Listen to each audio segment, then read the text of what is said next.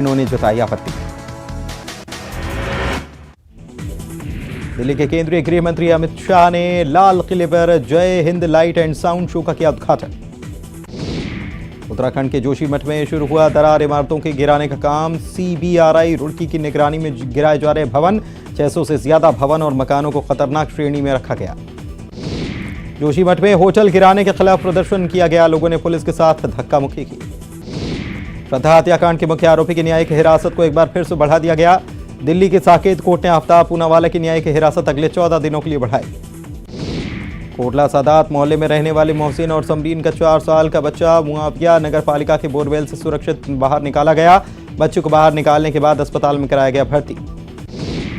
देश में बीते कुछ दिनों से विमान कंपनियां चर्चा में हैं। बीते कुछ दिनों से एयर इंडिया को लेकर कई विवाद सामने आ चुके हैं। अब एक बार फिर से ये विमान कंपनी सुर्खियों में है। इस बार एयर इंडिया की फ्लाइट में परोसे गए खाने में कंकर मिलने का मामला सामने आया है।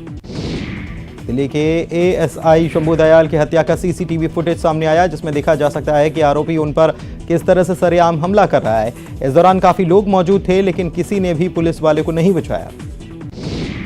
पिछले साल चर्चाओं में बनी रही फिल्म द कश्मीर फाइल्स को लेकर बड़ी खबर सामने आ रही है। इस फिल्म को ऑस्कर 2023 के लिए शॉर्टलिस्ट कर लिया गया। साथ ही Anupam Kher best actor category में शॉर्टलिस्ट हुए हैं। ये भारत से ऑस्कर में सिलेक्ट हुई 5 फिल्मों में से एक है।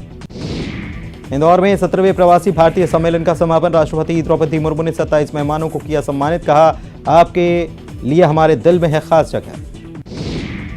इंदौर में CM शिवराज को दिखा अलग अंदाज। प्रवासी भारतीयों को सुनाई कविता। अंत में कहा, किसी मोड़ पर फिर मुलाकात होगी। इंदौर में प्रवासी भारतीय सम्मेलन के आखिरी दिन केंद्रीय मंत्री धर्मेंद्र प्रधान ने किया संबोधित। भारत के विश्व गुरु होने के दिए कई उदाहरण। कहा, नई एजुकेशन पॉलिसी से भारत बना ग्लोबल पावर। देवास में निवेश करेंगे प्रवासी भारतीय। शहर में कोल्ड स्टोरेज बनेगा फूड पार्क। कलेक्टर से की हॉलैंड के प्रवासियों ने मुलाकात। 10 करोड़ की लागत से शुरू हुआ काम।